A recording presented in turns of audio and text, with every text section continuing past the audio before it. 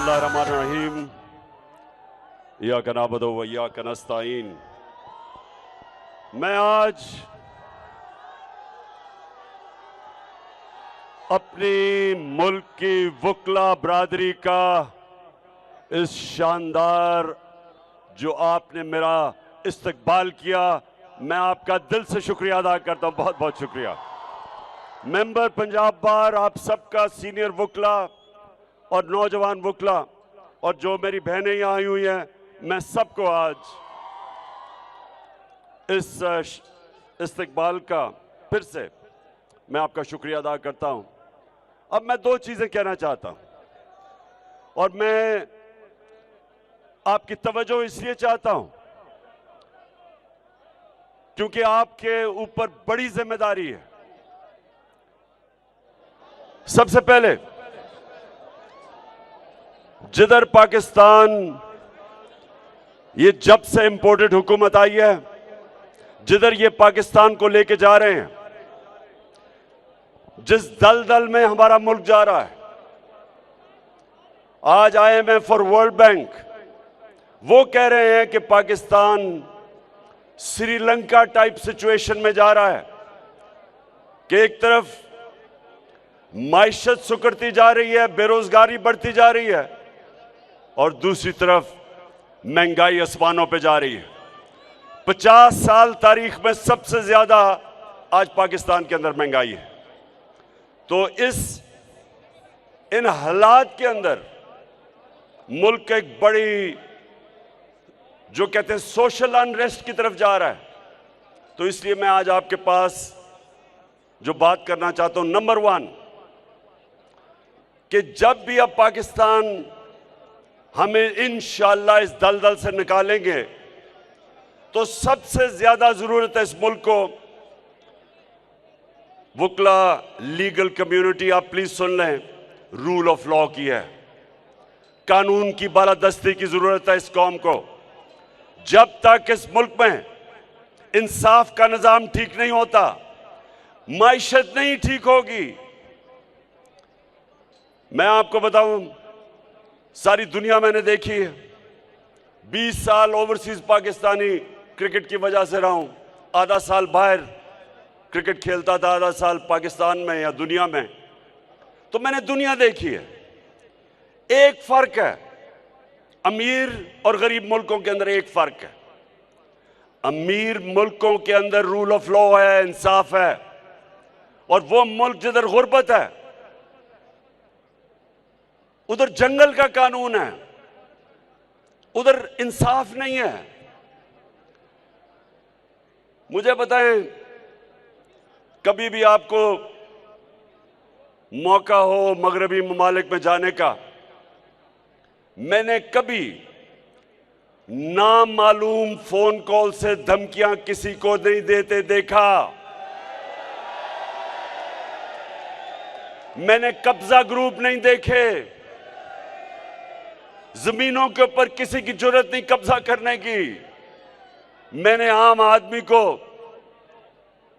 थानों के अंदर जिस तरह का जुल्म हुआ शहबाज गिल पे, किसी की जरूरत नहीं है करने की। किसी एक, ये नहीं कि वो कोई दहशतगर्द था या वो कोई माफिया का हिस्सा था या वो कोई हार्डन क्रिमिनल था। एक असिस्टेंट प्रोफेसर जो अमेरिकन यूनिवर्सिटी में पढ़ाता था, उसको उन्होंने नंगा करके 2 दिन तशद्दुद किया। ये किसी सिविलाइज्ड मुल्क में नहीं होता जिधर रूल ऑफ लॉ होता है। जरूरत नहीं होती किसी की। ये जो हमारे मुल्क में जिस तरह मीडिया के ऊपर सख्तियां, टेलीविजन चैनल्स बंद कर दी, जो इमरान खान को दिखाती थी चैनल बंद कर दी। वो सहाफी जिनकी इज्जत है माशरे में, क्रेडिबिलिटी है, अशर शरीफ जैसा आदमी वो मुल्क छोड़ के बाहर चला गया, साबिर शाकिर बाहर चला गया, एयाज अमीर जैसे दानश्वर को इन्होंने जलील किया, इमरान रियाज, यानी वो लोग जो माशरा जिनको क्रेडिबल समझता है, उनको सिर्फ इसलिए उनके ऊपर ये हर किस्म का उनके ऊपर FIRs काटी, उनके ऊपर धमकियां दी गई, उनके घरों में घुस गए। हमारा सोशल मीडिया का Arsalan doctor, PhD doctor Arsalan Khalid, उसके वो घर में नहीं था, 20 लोग उसके अंदर घुस गए, प्लेन कपड़ों के अंदर। सारी औरतें थी घर की, सिर्फ एक नौजवान था, उसको सारी औरतों के सामने मारा उसको। तो कौन से, मैं अपनी कौम को आज कहना चाहता हूं, मेरी कौम ये सुन लो, ये है जुल्म का निजाम, ये है जंगल का निजाम कि जो ताकतवर हो वो जो मर्जी करे और जो कमजोर हो कोई कानून उसकी हिफाजत ना करे।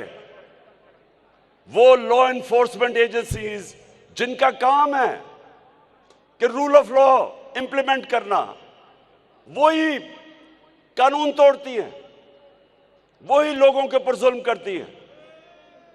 और सबसे ज्यादा जरूरत यह समझ जाएं कि जब तक एक मुल्क में रूल ऑफ लॉ नहीं होता, उस मुल्क के अंदर इन्वेस्टमेंट नहीं आती। रूल ऑफ लॉ नहीं होता तो करप्शन होती है। जिन मुल्कों में रूल ऑफ लॉ होता है, करप्शन नहीं आ सकती। आपने कभी सुना है, कोई मुझे एक मगरबी मुल्क बता दें जो जिधर जमहूरी निजाम चल रहा है, एक बता दें जिनके वजीर आजम के अरबों अरबों अरबों रुपए की प्रॉपर्टीज मुल्क से बाहर हों, एक बता दें। आप और तो छोड़ें, ये साथ वाला मुल्क, ये नरेंद्र मोदी, इसकी कितनी बार प्रॉपर्टीज हैं, ये कोई तस्वर भी नहीं कर सकता कि मुल्क का प्राइम मिनिस्टर अरबों रुपए के महलात बाहर रखे, बिजनेसेस बाहर रखे, बच्चे बरतानिया का पासपोर्ट कहें जी हम पाकिस्तानी शहरी नहीं, क्योंकि वो जवाब ही नहीं दे सकते कि अरबों रुपए की प्रॉपर्टीज में रह रहे हैं। ये कहीं नहीं होता। ये तब होता है जब ताकतवर के लिए एक कानून और कमजोर के लिए दूसरा। जो जंगल का कानून है, शेर के लिए एक और कानून होता है, बेचारा हिरन के लिए दूसरा कानून होता है। जंगल में शेर जो चाहे करता है, उसको कोई पूछता नहीं है, और बेचारा जो कमजोर होता है उनको कोई हिफाजत करने के लिए नहीं आता। ये है इस वक्त पाकिस्तान के हालात। आप तमाशा देखें, अभी आपने करारदाद भी पास की कि किसी भी महज़्ज़ब माशरे में ये तस्वर कोई कर सकता है कि मुल्क का वजीर आजम, जिसको सजा होनी थी FIA के अरबों रुपए के केसेस में, उसके बेटों को सजा होनी थी ओपन एंड शट केसेस में, वो प्राइम मिनिस्टर भी बन जाता है और वो जाके लंदन एक सजायाफ्ता मफरूर झूठा, जो इस मुल्क से पैसे चोरी करके अरबों रुपए की प्रॉपर्टीज में है, उससे क्या चीज करने, कंसल्ट करने जा रहे हैं कि पाकिस्तान का आर्मी चीफ कौन होगा। यानी जो मुल्क की नेशनल सिक्योरिटी के लिए सबसे बड़ा ओहदा है, मुल्क की नेशनल सिक्योरिटी के लिए, वो एक डाकू, एक मफरूर, एक जो अरबों रुपए पैसे चोरी करके बाहर भागा और जो झूठ बोल के बाहर गया, और जो मौजूदा क्राइम मिनिस्टर है, इसने साइन किया था वो एफिडेविट अदालत में, यहां हाई कोर्ट में, कि जी वापस आ जाएगा इलाज करवा के। ये फैसला करेंगे पाकिस्तान की नेशनल सिक्योरिटी के लिए जो सबसे इंपॉर्टेंट पोजीशन है। क्या ये फैसला करेंगे? आप मुझे बताएं ना, आप बताएं मुझे। ये कोई तस्वर कर सकता है कि किसी महज़ब माशरे में होगा? और फिर हम अपनी कौम को क्या पैगाम दे रहे हैं? हमारे 60% पाकिस्तानी 30 साल से कम उम्र में हैं, नौजवान हैं। अपने यूथ को हम उनको हम क्या पैगाम दे रहे हैं कि कोई चोरी करना बुरी चीज नहीं है। हम कह रहे हैं कि अगर डाका मारो तो बड़ा डाका मारो, सिर्फ छोटे चेर जेलों में जाते हैं, बड़ा डाकू ये नहीं हम पकड़ सकते इस माशरे में। और मेरे ये आप वकला के लिए सबसे इंपॉर्टेंट कि मेरे नबी सल्लल्लाहु अलैहि वसल्लम ने कहा था, ये मैं बार बार लोगों को ये हदीस सुनाता हूं, ये आज हमारे मुल्क के लिए सबसे जरूरी है। उन्होंने कहा तुम्हारे से पहले बड़ी कौमें तबाह हुई, जब छोटा चोर चोरी करता था जेल में डालते थे, लेकिन जब बड़ा डाकू चोरी करता था उसको माशरा सजा नहीं देता था, वो तबाह हो जाता है। जो माशरे में रूल ऑफ लॉ नहीं होता वो आहिस्ता आहिस्ता तबाह होता है। और ये जो हम इन्होंने 5 महीने में जो पाकिस्तान के साथ किया है, जब से ये बैरूनी साजिश के तहत ये डाकू हमारे ऊपर आए हैं, इन्होंने जो मुल्क के साथ किया है दुश्मन भी ना कर सके। वो इकोनॉमी जो मुश्किलों से कोरोना के बावजूद ठीक चल रही थी, 17 साल के बाद सबसे ज्यादा ग्रोथ रेट थी पाकिस्तान की। जो पाकिस्तान की इकोनॉमिक सर्वे इन्होंने प्रिंट किया उसके मुताबिक 4 फसलें रिकॉर्ड थी, एक्सपोर्ट्स रिकॉर्ड थी, टैक्स कलेक्शन रिकॉर्ड थी, इंडस्ट्री देर के बाद उठी थी, 11% ग्रोथ रेट थी। करके हम दुनिया को ये बतला, तो कैसे ये चोरों को ऊपर मुसल्लत किया, मुल्क की इकोनॉमी का भी बेड़ा गर्क, बेरोजगारी आज बढ़ रही है। फैसलाबाद जिधर मजदूर नहीं मिलते थे, आज 20% टेक्सटाइल इंडस्ट्री बंद हो गई है। किसान आज इस्लामाबाद में पहुंचे हुए हैं, किसानों के ट्यूबवेल के रेट आसमानों पे, खादों के रेट आसमानों पे। आज पाकिस्तान की फूड सिक्योरिटी का मसला बना हुआ है और सिर्फ इनको फायदा है क्योंकि इन्होंने आते साथ ही नैब की अमेंडमेंट करके अपने सारे अरबों रुपए के करप्शन के इनके केसेस खत्म हो रहे हैं। ये दूसरी दफा, पहला एनआरओ मुशर्रफ ने दिया था और अब ये दूसरा एनआरओ लेके अपनी चोरी खत्म कर रहे हैं और मुल्क का बेड़ा गर्क कर रहे हैं। इसलिए मैं आज आपके पास आया था और मैं ये चाहता हूं कि देखें, आपका बहुत बड़ा रोल है, आपकी जिम्मेदारी है इस मुल्क के रूल ऑफ लॉ के लिए खड़ा होना। इतना बड़ा जुल्म हो कि आपके सामने इनके अरबों रुपए के केसेस माफ किए जा रहे हैं। हमारा सुप्रीम कोर्ट के अंदर मेरा केस पड़ा हुआ है, ये नैब ऑर्डिनेंस, जो नैब की अमेंडमेंट के खिलाफ। लेकिन मुझे अपनी पाकिस्तान की वकला कम्युनिटी की जरूरत है, अपने मुल्क के लिए।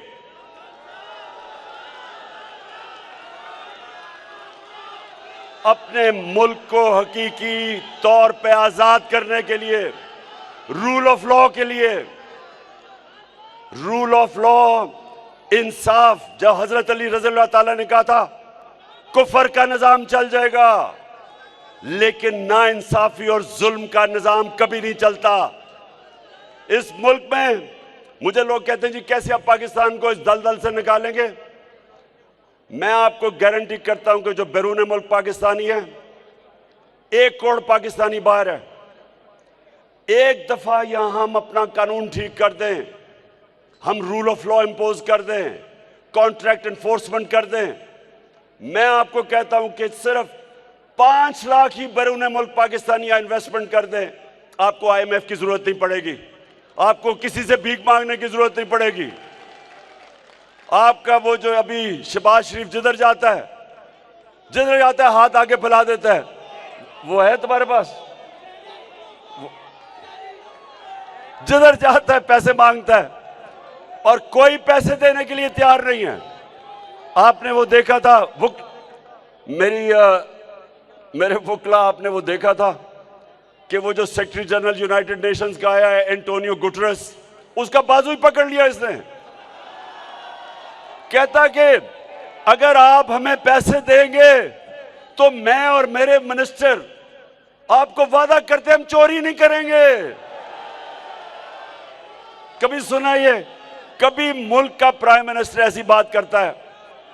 और वो गुटरेस को, वो सेक्रेटरी जनरल को पता था कि 60% इनकी कैबिनेट जमानत पे है, करप्शन के केसेस पे है, प्राइम मिनिस्टर खुद जमानत पे है।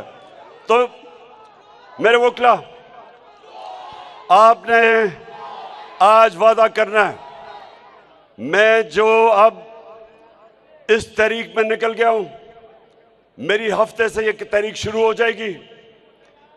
आपने मेरे साथ निकलना है जब मैं आपको कॉल दूं इस मुल्क को हकीकी तौर पे आजाद करने के लिए। और मैं अपनी सारी कौम को आज आपके सामने कह रहा हूं कि आगे से जो भी आपको नामालूम नंबर से टेलीफोन करके धमकियां दे, उसको वापस धमकी दो ये कहते हुए कि मेरा आइन मेरे फंडामेंटल राइट को प्रोटेक्ट करता है। फ्रीडम ऑफ स्पीच मेरा राइट है।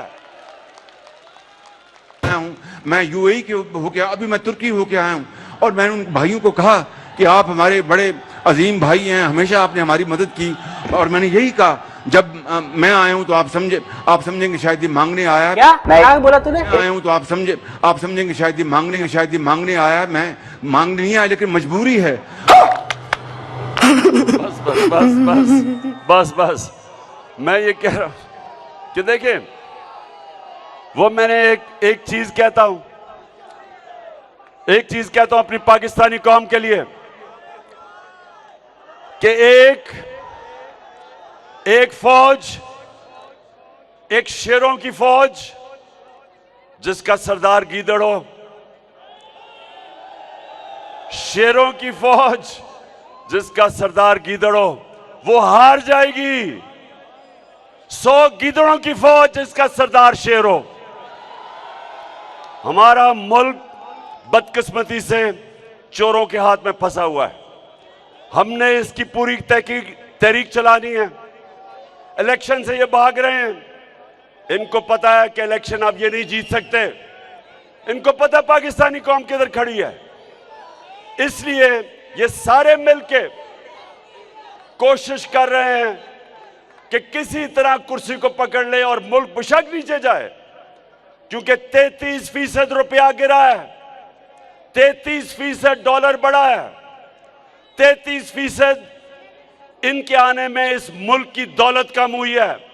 आप सबका पैसा 33% कम हुआ है, लेकिन इनके मुल्क से बाहर पैसे पड़े हैं डॉलर्स में। इनकी दौलत में 33% इजाफा हुआ है। यहां लोग गरीब हुए हैं, ये अमीर हुए हैं। ये भी मेरे वोकला एक और चीज फैसला कर लो। आगे से अजान हो रही है, मैं बस खत्म कर रहा हूं। आगे से कभी किसी पार्टी को वोट ना देना जिसके लीडर और मिनिस्टर्स का पैसा पाकिस्तान में ना पड़ा हो। जिनका पैसा बाहर पड़ा है कभी उनको वोट ना देना, क्योंकि कॉन्फ्लिक्ट ऑफ इंटरेस्ट है। रुपया गिरता है उनको फायदा होता है या नुकसान होता है लोगों को।